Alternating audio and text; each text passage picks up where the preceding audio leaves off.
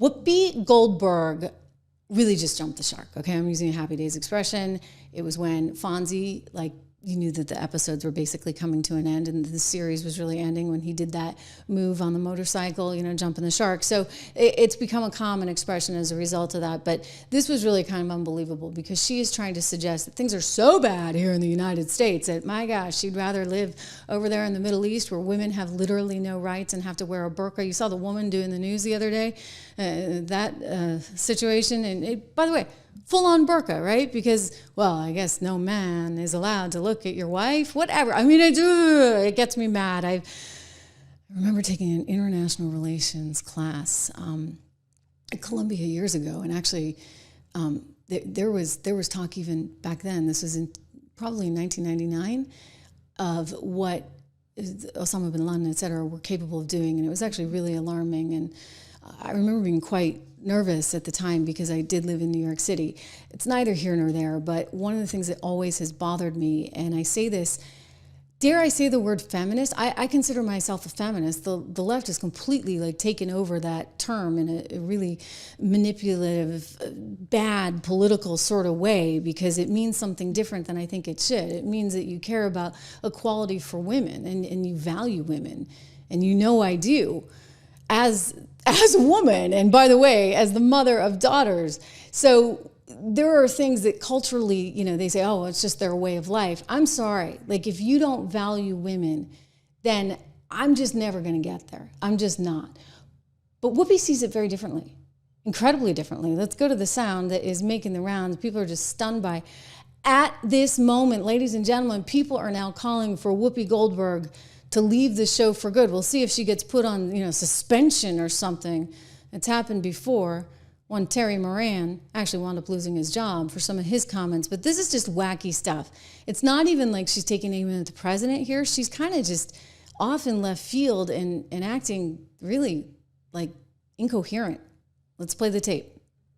It is not even the same. I couldn't step foot during this. Wait. That's not what you mean to say. It is the same. No, it's not. The year 2025 in the United States is nothing like if I step foot wearing this outfit in Toronto. Listen, killed for I'm sorry. Well, they wear like around. No, I can't have my hair showing. I can't wear a skirt. I can't have my arms out. I'm telling you, as a... I literally said it was up to the Iranian people. Yes, it is up to them. And that's why I am saying that it is the same. So that's why I said you weren't saying what I heard was not what you meant. I think it's very different to live in the United States in 2025 than it is to live in Iran. Not if you're black. Not for everybody. Not if you're black. Guys, don't go to Tehran. Do not anyone at this table should go to Tehran. Let me tell you about being in this country. This is the greatest country in the world. But yeah, I know that. And we all know that. But every day we are worried. Do we have to be worried about our kids? They are not big deals, and I don't mean to say they're not big deals to you, because that's not what I meant. And they are not doing well there either. They are not doing well in Iran. They are not educated. They cannot property. They cannot leave States. I'm talking about here. Nobody wants to diminish the very real problems we have in this country. That is no one's intent. But I think it's important we remember there are places much darker than this country and people who deserve rights. Not everybody feels that way. Not everybody feels that way. Listen, I'm sorry. You know, when you think about the fact that we got the vote in 1965. Okay, they don't have free and fair elections in Iran. It's not even the same universe. They can't go out of their house. The women. You know what? There's no way I can make you understand. No, let me try something. It's like try to reverse roles with a black person in this country, let's say, because I think that's what you're talking about. Yes. Just try to understand from their point of view. From that point of view, this country does not do them well. Does not go for them. I completely acknowledge that. And we shouldn't compare atrocities. If you're talking about Iran, of course, is doing worse things. But relatively speaking, it feels bad. Okay, but I think you know that Iran is significantly I guess we're going to come back and talk. We're going to come back and talk more about this. And I know. Okay, like, wow. I mean, poor girl, Alyssa. I mean, to sit there and have to deal with that. I mean, you start to say, are all the wires connected in the head at that point? Because her logic just isn't there. I'm sorry. Like, yeah, I mean, no one's diminishing. Look, this country's not perfect. I've said that many, many times, and we still have our challenges, and we have to do our best to address those issues. But we're not Iran, okay? Like that's a whole other can of discrimination, et cetera. And it's unbelievable to me, right? That she's sitting there saying that. It just shows so much ignorance in my estimation, which is why, you know what, I'm wondering how much of this has to do with, let's find a new storyline. Let's find something else to talk about, because the boss says we can't talk politics anymore. So now they're getting into this really weird territory where I guess they have to have some kind of disagreement, and maybe this is Whoopi's way of doing that. Again, I'm trying to justify this because I can't imagine saying what she actually said and believing that. Like Alyssa saying, you know what, Joy, you don't really believe this, right? I mean, do you really think that living in the U.S. is worse than living in Iran today? I mean, that is a wild, wild statement. But they're desperate for ratings, and they're trying to do something other than Trump, because the boss said, you know what? The boss said, hey, you can't keep going negative on him. In fact, I'm wondering if the boss is the one that brought on one Arnold Schwarzenegger this week, because Arnold was there and you know, he achieved the impossible. He actually stunned these women into silence. We've seen it, but you know what? We're going to watch it again. This is very good. I love seeing sort of the expression on their faces. Joy is like, but, and Arnold is like, no, here's the deal. You're a guest in the country. He starts out nice, and then watch the turn. If you are an immigrant, you're an immigrant in this country. Yeah. Did you have a visceral reaction to what they're doing, what ICE is doing, when you see the videos of it? Well, I tell you, you said that the immigrant, I'm so proud and happy that I was impressed by the American people like that.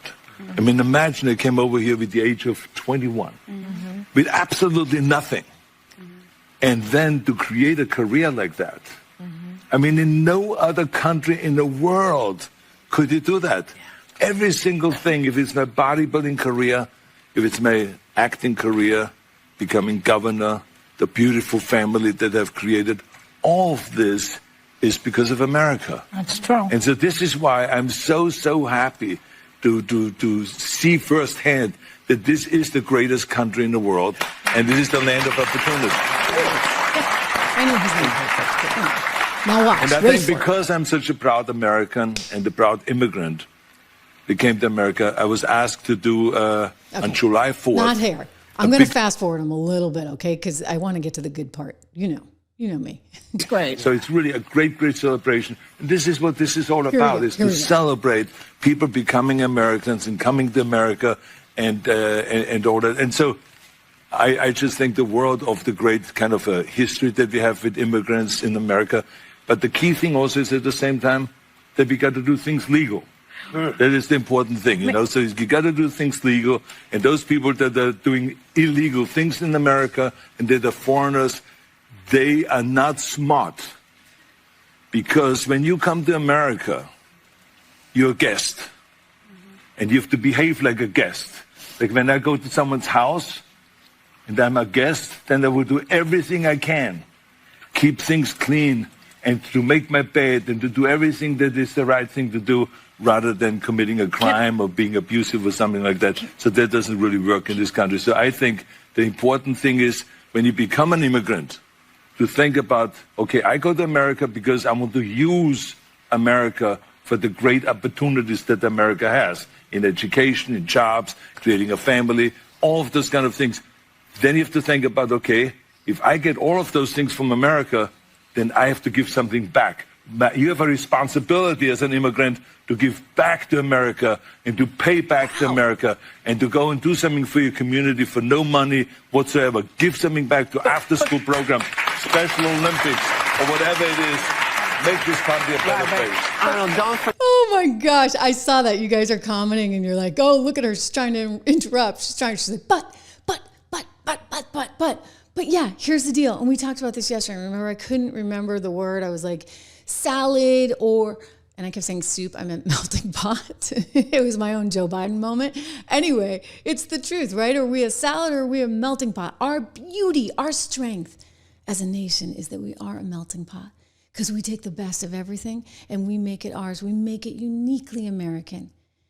And so that means accepting that you are American, speaking English, adopting customs and cultures that are uniquely ours while bringing some of your specialness in. Right? Like it's all one.